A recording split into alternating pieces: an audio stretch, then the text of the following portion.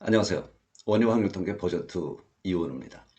오늘부터는 이제 확률 통계의 마지막 부분, 여러분들에게는 마지막 부분인 통계적 추정을 시작하겠습니다.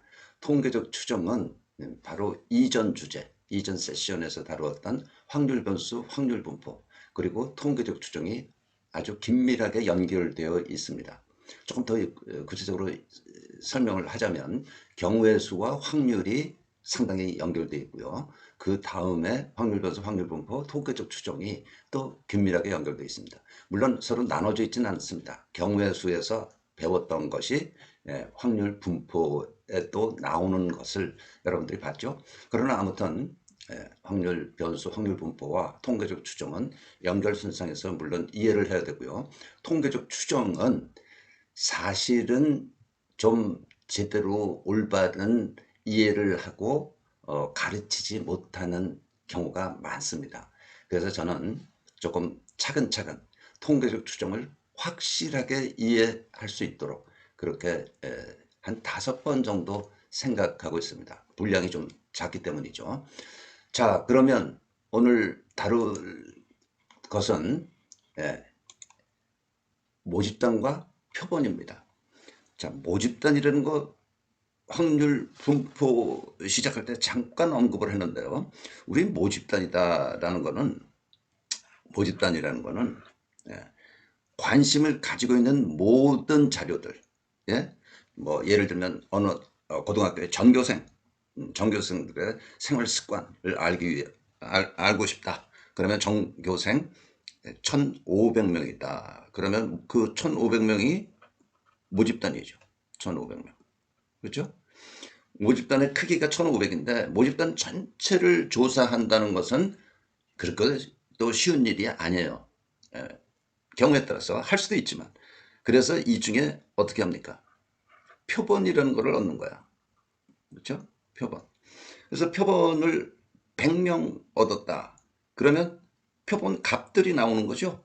그렇죠? 여러분들이 알고 있는 거야. 예. 그래서 첫 번째 값을 x1, x2, x 100 이렇게 어떤 구체적인 값들로 표본을 얻게 된다. 이건 지금 어쩌면은 거의 상식 수준에서의 이야기입니다. 자, 그런데 모집단 그 확률 분포 시작하면서 다뤘습니다. 모집단은 표본 공간이라는 확률을 배울 때 앞에서 경우의 수 연결해서 확률을 배우는데 그때 표본 공간이라는 게 나왔는데 어떤 시행의 모든 결과를 우리가 표본 공간이라고 불렀었어요. 그것과 같은 개념이야. 사실은 같은 거야. 예? 그런데 확률이라는 것을 가지고 깊이 있게 더 이론을 전개 나가기는 어렵거든요. 그래서 표본 공간을 모집단이라는 이름으로 슬쩍 바꿔놓고 확률이라는 것을 확률 분포, 즉 모집단으로 바꿔놓을 때의 그 매개체가 X입니다. 확률 변수 X. 그래서 모집단을 X라고 표시할 수 있는 거야. 라고 해도 좋은 거야. 그러니까 확률 변수가 있다 그러면 아 모집단이 있는 거구나 이렇게 생각해도 틀린 이야기가 아니란 말이에요. 예, 그래서 이제 그 연결고리를 한 페이지에 걸쳐서 짧게 설명한 바가 있습니다. 확률 변수, 확률 분포 시작할 때 그런 이야기를 했어요. 그 모집단이야. 그러니까 고려 대상의 전체 자료 이게 이제 모집단인데 그 값들이 지금 모르잖아요. 값들을 자 1,500명. 어느 고등학교 전체 인원이 1,500명일 때 1,500명을 사실 1,500명 전부 다 조사를 한다는 거는 어려운 경우가 많아요.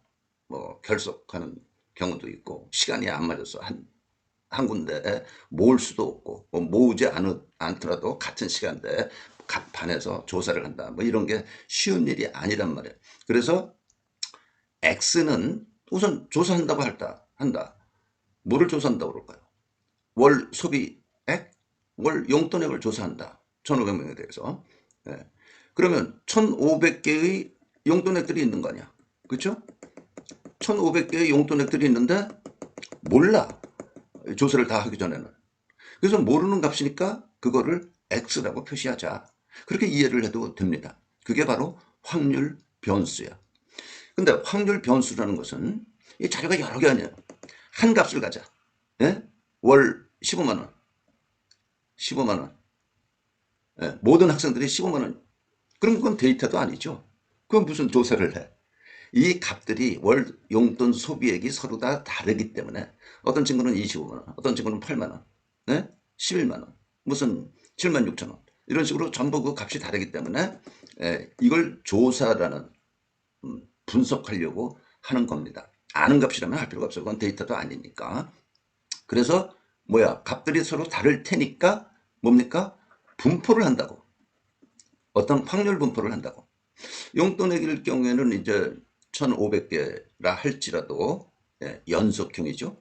무슨 등하교 시간 연속형이에요. 그런 거 전부 다 연속형. 그렇죠? 어떤 그 뭐 이산형인 자료도 있겠죠. 남녀공학일 경우에 그건 좀 그러네요. 예. 뭐 어떤 게 이산형이 있을 수 있을까요? 치아가 치아가 안 좋은 치아, 충치나 뭐 하여튼 이상해서 안 좋은 치아의 개수를 조사를 한다. 예? 그러면 그 X 값은 이산형이야. 그렇죠? 뭐 그런 식으로 아무튼 연속형 이산형으로 나눌 수 있지만 우리가 그 분포를 fx라고 하자는 거야.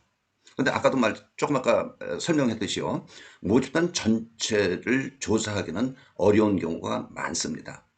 예, 어려운 경우가 많아서 모집단을 잘 대표하는 표본이라는 것을 얻게 되죠. 요 한쪽에서만 얻는 건 아니야. 요거 일부라는 표현으로 표본을 이렇게 표시를 하는 거지.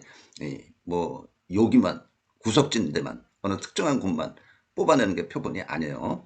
임의로 선택한다라는 임의가 랜덤이야.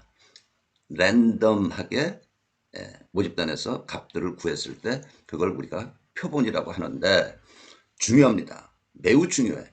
이 중요한 것을 설명하지 않으면 이 장에서 통계적 추정 부분도 여러분들이 약해지고 더군다나 앞으로 통계학을 배우는데 매우 큰 장애가 됩니다. 뭐냐 그게? 이렇게 하는 거야.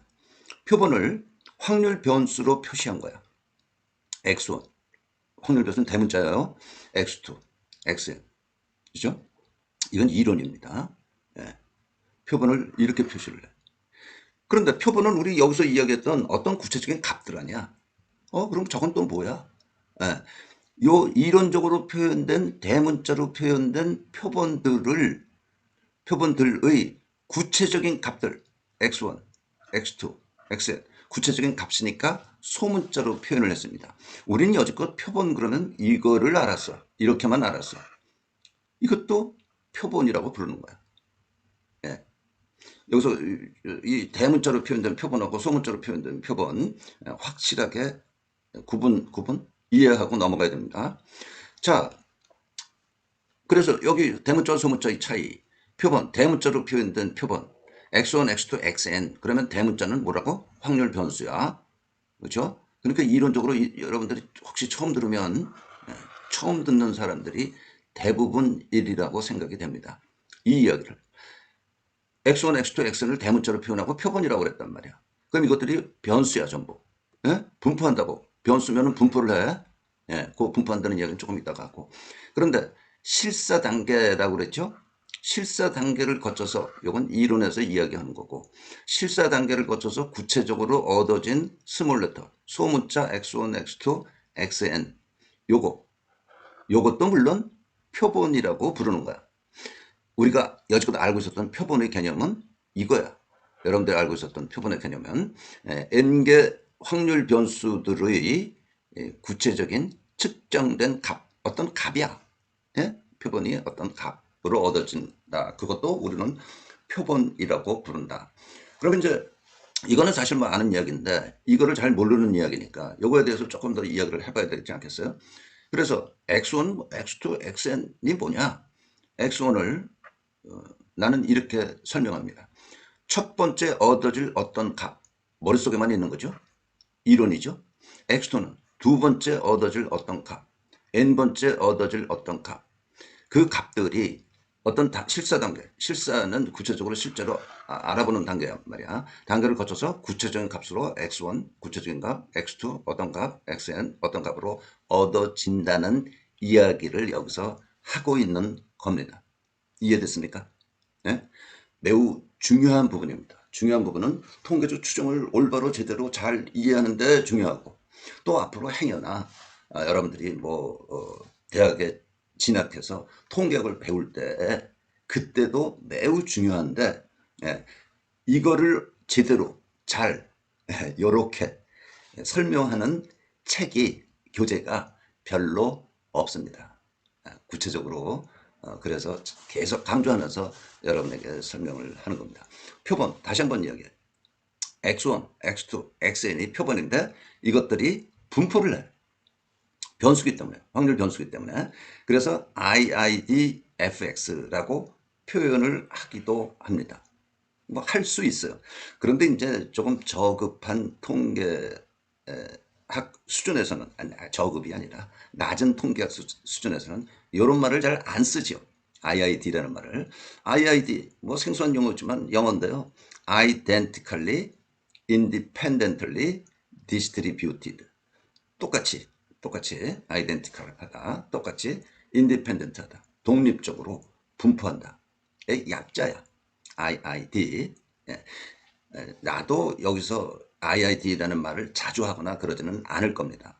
그런데 개념은 X1, X2, Xn은 똑같이 무슨 분포를 해? X1은 첫 번째 얻어줄 어떤 값이야. 그러니까 X하고 똑같은 거야. X2는 두 번째 얻어줄 어떤 값. 그러니까 fx하고 똑같은 거야. x하고 똑같은 거야. 그러니까 fx 분포해.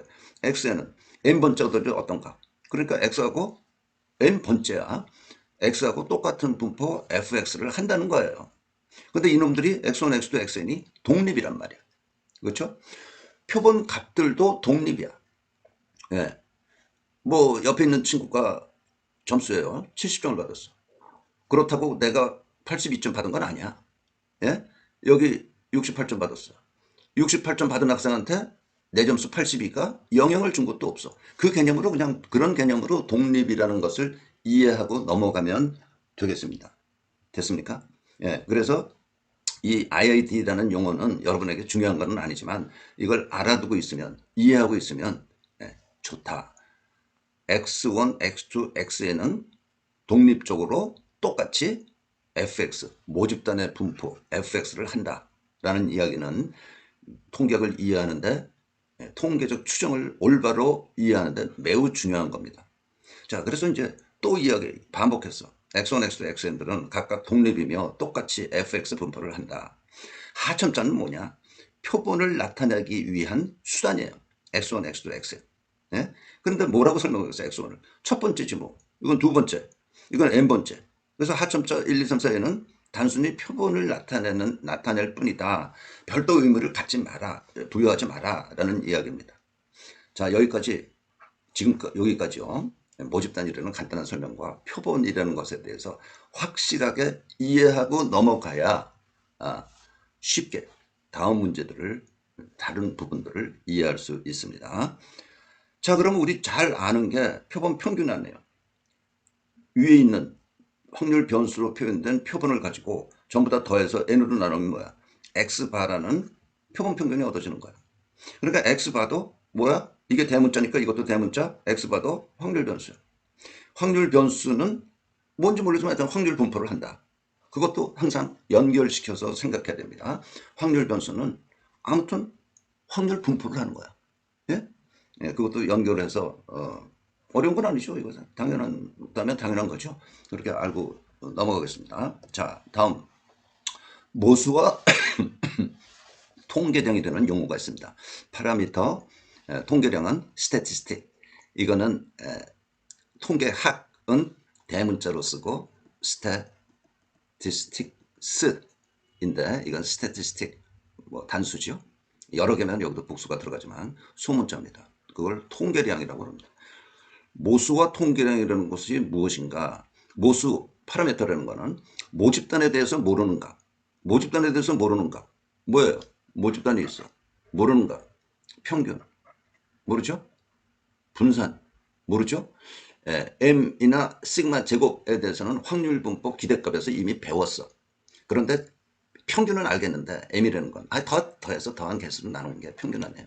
근데 모집단에 대해서는 즉 x에 대해서는 이론적으로 확률 분포를 이용해서 이제 m을 이렇게 구한다라는 그때는 이제 확률 변수만 가지고 이야기를 했고 모집단 이야기를 안 했었단 말이에요.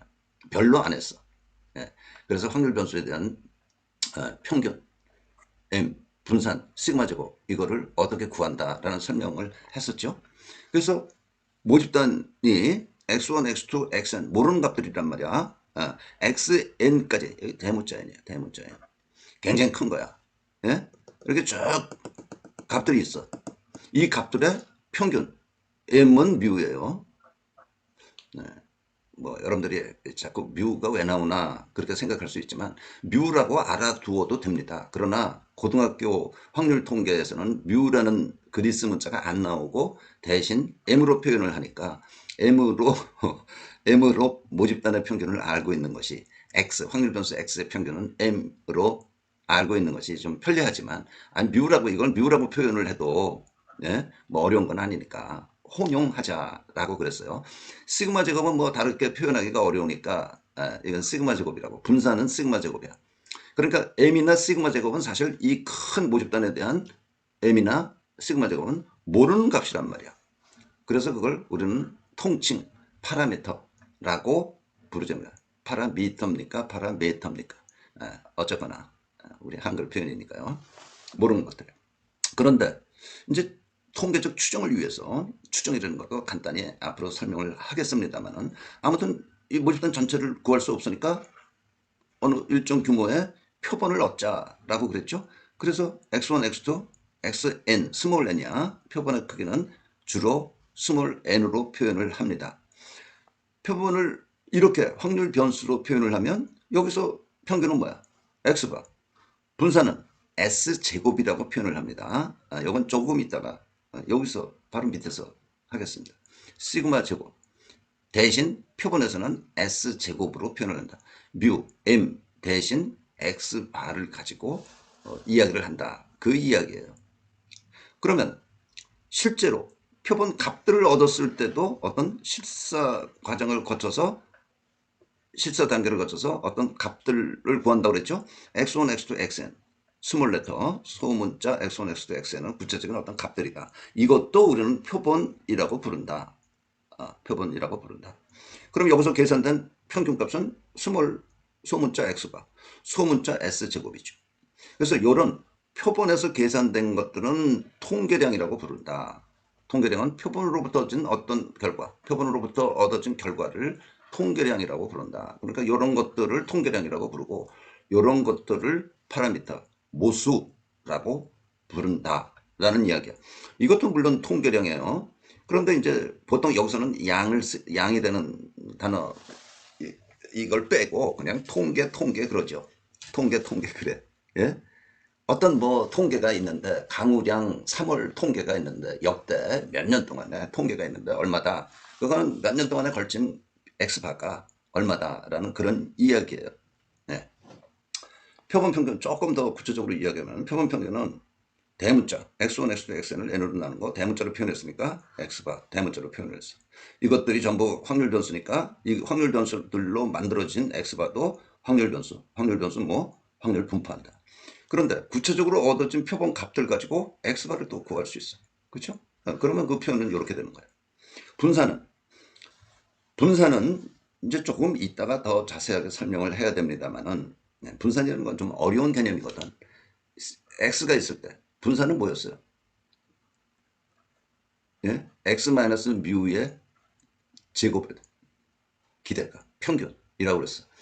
요걸 그때 편차라고 합니다. 라고 그냥 용어 설명만 했어요. 앞에서 기대값 배울 때. 분산 배울 때. 이게 정의다. 라고 그렇게 이야기를 했어. 그런데 여기서는 표본 분산은 x1에서 x바 빼고 x바는 뭐야? 표본 평균이야. x2에서 x바 빼고 xn에서 x바 빼고 요것들을 전부 제곱해서 n-1로 나눈 거. 네. 이거 외워야 됩니까? 뭐 사실 외워야 된다면 외워야 됩니다. 그런데 반복해서 몇 번 설명을 들으면서 분산을 이해하면 이걸 뭐 외운다. 아니, 물론 외우는 거지만 자연스럽게 외워진다라고 나는 생각하니까요. 그리고 이제 구체적인 값들로 얻어진 구체적인 값들이 n개 있어. 72, 60, 뭐 78, 44 이렇게 쭉 있잖아요. 그렇죠? 70 n개가 있어. 이것들이 표본이란 말이야. 점수야. 그것들 전부 다 평균 낸 거. 평균값 x바 구해질 거 아니야. 이거 다 더해서 그 더한 개수로 나눈 거. 그래서 그 평균이 뭐 68.2라고 해보죠. 그러면 그거야. x바는 이렇게 해서 구해진다라는 그 얘기. 그러면 S제곱도 마찬가지 할 거 아니야. 이것도 소문자로 써야죠. 소문자로 썼는데 이놈하고 큰 차이가 안 나네요. X1에서 X바 빼고, 2값에서 평균 빼고, 60에서 평균 빼고, 78에서 평균 빼고, 44에서 평균 빼고, 70에서 평균 뺀 것들을 각각 제곱해서 합하고 n-1로 나눈 거야. 네. 그러면 보세요. 이거 할 때 실제 모집단의 값들이 이렇습니다. 예를 들어서 이런 것들이 모집단의 값으로 있습니다. 이때 시그마 제곱은 얼마입니까? 이때는 가정해서 모집단의 값들 전부 다 아는 걸로 가정해서 구했어요. 그래서 정확히 기억이 안 나는데 하여튼 어떤 값들인가 1, 2, 2, 2, 3, 3, 3, 뭐 4였나? 하여튼 한 8개 정도 되는 값들 가지고 이야기를 했었는데요. 네. 했었는데 0.75인가 그렇게 구한 적이 있거든요. 예에서 간단한 그 계산 예에서 이때는 모집단이니까 평균이야, 평균. 그러니까 이거 8개 8로 나눴었어. 그렇죠? 8로 나눴었어. 이거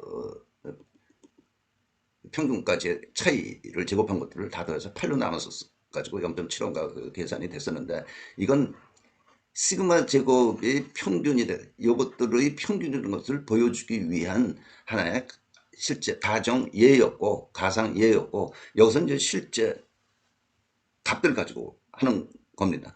그런데 여기 그러면 n이 아니고 왜 n-1입니까? 이거에 대한 설명을 오늘 또 할 겁니다. 연이어서요.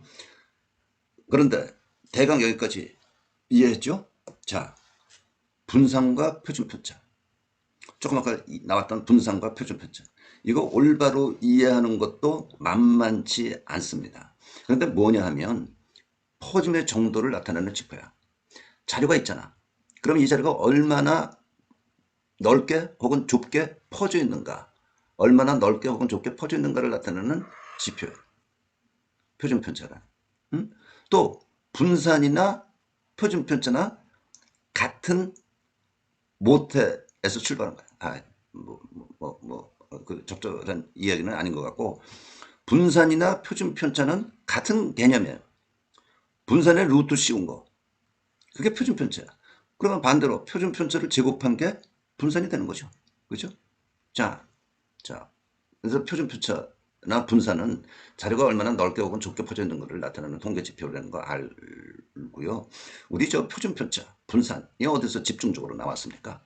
정규분포에서 나왔어. 정규분포에서 정규분포를 합니다. 이렇게 정규분포를 합니다. 그러면 평균은 m이고 표준편차가 요 정도 거리입니다. 그렇게 이야기를 했어. 그렇죠? 왜 요 정도입니까? 그래프상으로 조금 정리를 하지는 않지만 플러스 3시그마까지 정규분포에서 마이너스 3시그마 m 기준으로 이게 거의 모두 자료를 커버한다. 자료를 포함하고 있다. 정확하게는 99.7% 포함하고 있는 형태이기 때문에 요만큼의 거리로 시그마를 표현할 수 있다라는 이야기까지 정규분포에서 했었습니다. 딴 데서는 뭐 그렇게 이항분포에서도 이제 분산을 어떻게 구하냐 뭐 그런 얘기 나왔었는데 중요한 부분은 아무튼 정규분포에서 이렇게 표준편차 분산이라는 게 나왔어요.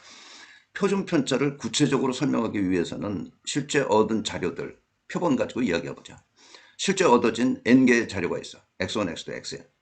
그렇죠? 그리고 표본 평균은 x바라고 표현하고 x바는 이렇게 얻어. 다 더해서 더한 개수 n으로 나눈 거야. x바. 이건 뭐 조금 앞에서도 설명했고 이미 여러분들이 이 정도는 다 알고 있는 이야기. 이때 x1 빼기 표본 평균 x바, x2 빼기 x바, xn 빼기 x바를 편차, deviation이라고 부릅니다. 편차라고 불러. 방송이나 뭐 이런저런 데서 편차를 차이라는 용어를 써야 되는데 편차라고 뭐 멋있는 용어를 쓰려고 그래서 그런지 편차라는 얘기를 꽤 자주 들을 수 있는데요. 엄밀하게 이야기하면 좀 잘못된 용어를 그네들이 쓰고 있습니다. 편차는 뭐야? 어떤 값에서 평균까지의 차이. 그게 편차야. 예? 자, 자료가 주고 있어. 자료는 무섭게도 X바 여기야. 표본 평균값 근처에 자료가 많이 몰려듭니다. 네, 정말 놀랍게도. 예? 자료가 이렇게 쭉 있으면 이 가운데 쪽에 몰린다고 자료들이. 양옆으로는 뜨문뜨문이고 그렇습니다. 그러면 X바가 여기라고 치자고요. 그러면 X1에서 X바, X2에서 X바, X3에서 X바 다 나오죠? XN에서 X바. 그것들을 뭐라고 불러? 편차라고 부른다. 편차라고 부른다. 그런데 여기서 이거 뺀 거 얼마야? 얼마가 아니라 부호가 마이너스. 작으니까. 이쪽 왼쪽에 있는 값들 가지고 X바를 뺀 거는 마이너스. 오른쪽에 있는 값들 가지고 X바를 뺀 거는 오른쪽 왼쪽은 X바를 기준으로 플러스. 그래서 이것들 가지고 이것들을 합하면 0입니다. 편차들의 합은 평균은 아니 합이 0이기 때문에 이제 평균도 0이 되는 거야. 그렇죠? 시그마 xi 빼기 x가 i는 1부터 n까지. 이거는 시그마 xi 마이너스 시그마 x바니까 뭐야? x바가 n개 nx바. i는 1부터 n까지. 이게 0이라고. 맞죠? 그래서 편차 가지고만은 뭐를 못해. 자료가 얼마나 퍼져 있는가. 그러면 여기서 여기까지의 거리로 생각하면 어떻습니까? 그래서 절대값 xi-x바 절대값을 붙이게 되면 뭐가 돼요? n의 1부터 n까지. 거리가 되는 거야. 여기서부터 여기까지. 여기서부터 여기까지. 다 플러스가 된다고. 음수인데 이건 뭐 기본적으로 플러스니까 플러스이고. 그러면 이건 평균값에서 각 점, 각 값까지의 각 값에서 평균까지의 거리 개념이 돼. 그래서 이거를 평균한 것이 뭐예요? 절대 평균 편차. 절대값의 편차들을 평균한 거. 이게 이제 자료를 가운데 X바를 중심으로 얼마나 넓게 좁게 나타내주는 척도로 사용할 수 있습니다. 언제? 절대값 배웠을 때 이제 사용할 수 있는 거야. 그런데 그 이후에 나오지를 않아. 왜 안 나오느냐? 절대값이 몇 개 있습니까? n개가 있어. 절대값 n개짜리를 가지고 놀기가 진행시키기가 너무 복잡하고 어려워요. 수식을 풀기도 어렵고. 절대값 n개짜리 더한 거 그거 쉽게 여러분들은 풀 수 있습니까? 못 풀잖아요. 아유 풀긴 풀지만 복잡하잖아. 매우 간격 구간을 나누고 뭐 어쩌고 저쩌고 하면서. 그래서 이거를 안 쓰는 것뿐이야. 불편해서. 이론적으로 가치가 없다는 거죠. 그런데 이것들을 이 편차들을 제곱한 것의 평균을 내. 그게 표본 분산이라는 거야. 예? 그리고 분산을 제곱근 루트 씌운 게 표준 편차라는 거야. 조금 더 이제 설명을 해야 되겠죠. 그럼 표본 분산은 이렇게 되는 거야. 각 값에서 평균까지 뺀 거를 제곱해서 합해가지고 n까지 1에서 n까지 뭘로 나눴어 근데? n-1로 나눴어. n으로 나누었으면 딱 좋겠는데 n-1로 나눴어. 예? n이 아니라 n-1로 나눈다. n-1을 여기서 자유도라고 합니다. degree of freedom. 예, 자유의 도죠. 자유도. 그러니까 자유스러운 게 몇 개냐. 그게 degree of freedom이야. 자유스러운 게 몇 개냐. 독립적인 것이 몇 개냐를 따지는 게 자유도야. 자유도에서는 다음 페이지에서 이제 설명을 합니다. 표본의 표준 편차는 분산의 루트 씌운 거야. 예. 이건 또 루트가 들어가네. 그렇죠? 루트 들어가잖아요. 분산은 루트를 안 쓰고 있는 거고 표준 편차는 루트를 씌운 거야. 요거 앞 페이지에서 간단히 설명한 거 여기 또 한번 나와 있는데요. 이 모집단에 대해서의 분산은 이미 배웠어요. 편차가 그 경우에는 x-뮤야. 여기 대문자 써야 되나? x-뮤 편차가 이 경우의 편차는 이거란 말이야. 앞에서는 각 값에서 그 각들 가지고 만들어 놓은 평균. 요게 편차고. 여기는 모집단에서는 좀 다르게 표현인 거죠. 이것 제곱들의 평균이기 때문에 이렇게 정의했던 거야. 예? 예. 자, 요거 부족하면 나중에 조금 더 설명하고요. 자, 그러면 자유도는 우선 뭔가? 독립적인 것들의 개수, 자유스러운 거의 정도인데, 독립적인 것들의 개수라고 여러분들은 이해하고 있으면 틀림없습니다. 이제 통계학을 조금 더 많이 배우게 되면 또 다르게 자유도를 설명하는 경우도 있는데, 결국은 독립적인 것들의 개수입니다. 예. 이를테면 x1에서부터 xn까지 표본이 있어요. 독립적인 것들의 개수는 얼마야? n개야. 예? 그 표본 값들은 서로 독립이야. 제가 56이기 때문에 다 저쪽에 있는 값이 뭐 68이고 이렇지가 않다고요. 독립적인 것이야. 그래서 n개, 여기서 n개. 이 n개의 편차들, 즉 x1 빼기 x바, x2 빼기 x바, xn 빼기 x바, n개 있죠. 예, 여기서의 독립적인 것들의 개수가 n-1이라는 말이에요. 그럼 왜 여기서 독립적인 것들의 개수가 n-1인가? 조금 이따가 여기서 이제 금방 설명을 할 거고요. 왜 그런데 다 좋은데 표본 분산을 구할 때는 자유도라는 개념을 도입해서 n-를 나누는가? 그거는 이제 이 통계적 추정의 맨 마지막 시간 부분에서 그 설명을 하게 될 겁니다. 자, 자유도가 왜 n-1인가? 이해를 하자고요. 예를 들어서 세 개만 있어. x1, x2, x3. 그리고 요 세 개 값들이 있단 말이야. 요 값들은 서로 독립적이에요. 값들이 세 개가 독립이라고. 그러면 평균이 x바야. 그런데 편차가 x1 빼기 x바, x2 빼기 x바, xn 빼기 x바. 이 편차들 중에 독립적인 것들의 개수를 지금 따지는 문제란 말이에요. 이 세 개 덩어리에. 예. 근데 이 값들 아는 값들이죠. 구한 값이라면 5, 뭐 7, 편의상 9라고 그럴까요? 5, 7, 9라고 그럽시다. 예를 들어서. 이게 서로 독립적이죠. 네? 네. 독립적인 개수는 3개. 평균은 x바. 얼마? 7이야. 이거 3개 더해서 3으로 나눈 거. 표본 나오죠. 여기서 편차는 뭐야? x1, x 빼기 x바. 마이너스 2. 0, 플러스 2. 여기 편차죠. 그렇죠? 네. 편차. 여기서는 왜 자유도가 3 빼기 1, 2인가 생각해 보자는 거야. 예. 그러면 x1이 x바가 9에 적기 때문에 그렇습니다. 결론적으로 이야기를 하면. 자, 5 빼기 8. 요걸 보죠. 이거는 이제 그만 보고. 5 빼기 8. 9 빼기 8. 앞에 두 개. 요거 5 빼기 8이야. 요거 9 빼기 8이야. 그러면 요 세 번째 거. 이건 결정이 되죠. 독립적으로 결정이 안 돼. 이거는 지금 머리에서 생각나는 대로 부른 거야. 예?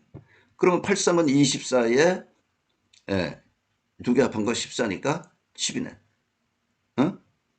이거는 10 빼기 8일 수밖에 없어. 앞에 두 개는 독립적으로 그냥 임의로 부른 거란 말이야. 이거는 뭐야? 의존적이야. 앞에 게 두 개가 독립적으로 결정됨에 따라서 자연히 자동으로 정해주는 거지 독립적인 게 아니란 말이야. 이해됐죠? 다른 예 들어볼까요? 여러분들이 뭐 4개짜리는 복잡하니까 복잡하지만 시간이 있으면 4개짜리 들어서 한번 해볼 수도 있고요. 딴 거 해보죠. 100 빼기 200. 이건 뭐 의도적으로 하는 거 아닙니다. 400 빼기 200. 이렇게 됐어. 독립적으로 계속 이렇게 불렀어 지금. 예? x바가 여기 지금 포함되어 있어요. 그러니까 100 빼기 200, 400 빼기 200. x바는 200이니까 200. 그러면 마지막 거는 뭐가 돼? 예? 마지막 거. 세 번째 거. x3는 예. 합이 600이 돼야 되니까 세 개 합이 100이네. 100 빼기 200. 그래서 여기서 독립적인 것의 수는 독립적인 것들 수는 3 빼기 1이라고. 2가 된다. 예. 의심스러우면 여기다 퀘션마크를 붙였는데 의심스러우면 딴 거 가지고 한번 얘를 여러분이 스스로 만들어 가지고 이해를 하면 그렇구나. 왜? X바가 들어있으니까 그렇구나. X바 값을 아니까 그렇구나. 라는 것을 이해할 수 있을 겁니다. 이게 자유도입니다. 예, 자유도에 대한 간단한 이상한 설명들이 좀 있던데, 예, 그렇게 뭐래더라. 뭐 작아지기 때문에 뭐 크게 만들기 위해서 n이 아니고 n-1로 나눈다나 뭐 이런 설명을 하는 분도 있는 것으로 알고 있는데요. 예, 정확하게 자유도를 여러분들이 이 단계에서 이해하려면 이것이 가장 쉬운, 가장 올바른 자유도의 이해입니다. 자, 다 좋다. 근데 제기를 분산도 나오고 표준 편차도 왜 다루나? 둘 다 하나만 쓰지. 왜 둘 다 다루는가? 이것도 뭐라 그럴까? 여러분들이 그냥 얼핏 알고 있어야 돼. 예? 왜 분산도 나오고 표준 편차가 중요하면 표준 편차만 나오면 되지. 그 이유가 또 있습니다. 둘 다 자료가 퍼지는 정도를 나타내는 지표야. 근데 왜 두 가지가 모두 나오는가? 표준 편차 분산은 같은 정보를 가지고 있어. 무슨 얘기야? 표준 편차가 3이면 분산은 9야. 그렇죠? 분산이 25면 표준 편차는 5야. 그렇죠? 그러니까 같은 정보를 가지고 있는 거야. 근데 왜 두 개 다 우리는 배우고 골치 아프게 이러느냐? 이유가 있다고요. 분산은 편차를 제곱해서 얻어진 거죠. 그렇죠? 편차라는 거를 제곱해서 무슨 합해가지고 n-1로 나눴잖아. 그래서 분산의 단위는 자료가 갖는 단위의 제곱으로 나타나. 몇 명, 몇 점. 그러면 x바도 점이고, 그래서 점을 제곱하면 단위는 점의 제곱이 된다고. 명을 제곱하면 단위가 명의 제곱이 된다고. 그죠? 분산은. 그러면 그런 제곱한 것을 단위를 갖는데 그런 단위 압니까? 몰라. 명의 제곱? 무슨 명의 제곱이 뭐야 도대체. 느낌이 안 와. 그렇죠? 돈, 원의 제곱. 원의 제곱이 뭐 어떻게 되는 거야? 원은 알겠는데. 그렇게 된다고. 추상적인 단위를 가져. 반면에 표준 편차는 분산을 루트 씌웠기 때문에 이 제곱이 되는 단위가 없어져. 그래서 그 자료의 단위와 같아. 아, 그래? 그러네. 예, 그러니까 크기로 느낌을 갖기 위해서, 나타내기 위해서는 표준 편차가 또 필요한 거야. 그러면 표준 편차 쓰면 되겠네. 이게 뭐 단위도 갖고 편하다면. 그런데 표준 편차는 뭐를 갖고 있어요? 루트를 가지고 있어. 그렇죠? 이 분산의 루트 씌운 게 표준 편차라고 그랬잖아. 루트도 절대값만큼이나 이것보다 좀 쉽지만 이게 만만치 않은 거예요. 예? 루트 9 이런 거는 알지만 루트 10만 해도 이거 얼마지? 뭐 이렇게 되는 거란 말이야. 그리고 더군다나 분산이 100이고 또 다른 거는 400이라고 그러자. 분산. 그러면 400 더하기 100 더하기 400은 500 딱 나오는데 얘를 좀 잘못 들었네. 표준 편차는 어떻게 됩니까? 루트 100 더하기 루트 400. 잘못 들었어, 얘를. 10 더하기 20 해서 30. 이렇게 나오죠. 그래, 이거 잘못 들은 얘기 때문에 좀 안 좋고요. 분산이 7이고 하나는 8이야. 그럼 분산 두 개 분산을 합하면 15야. 그런데 표준 편차는 하나는 루트 7이고 하나는 루트 8이 되는 거죠. 그럼 이게 루트 15냐? 아니란 말이야. 아니라고. 예? 그래서 이런 이론을 전개하는 용도로는 분산이 좋고 표준 편차는 여기서도 이야기했지만 단위가 자료의 단위와 같기 때문에 어떤 거리나 크기 느낌으로는 표준 편차가 유용하다라는 이야기. 저기서 정규분포에서 앞에서 이야기했듯이 평균이 m이고 표준 편차가 이만큼이다. 거리로 나타난 거 아니야. 그렇죠? 예. 그래서 표준 편차와 분산을 둘 다 똑같은 정보를 갖고 있지만 둘 다 우리가 사용하는 것 뿐입니다. 오늘 시간이 많이 됐는데요.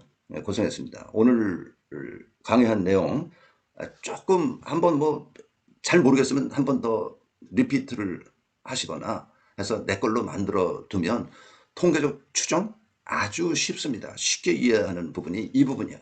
그리고 통계적 추정 관련해서 나오는 문제는 100% 여러분들이 맞춰야 됩니다. 예, 수고했습니다.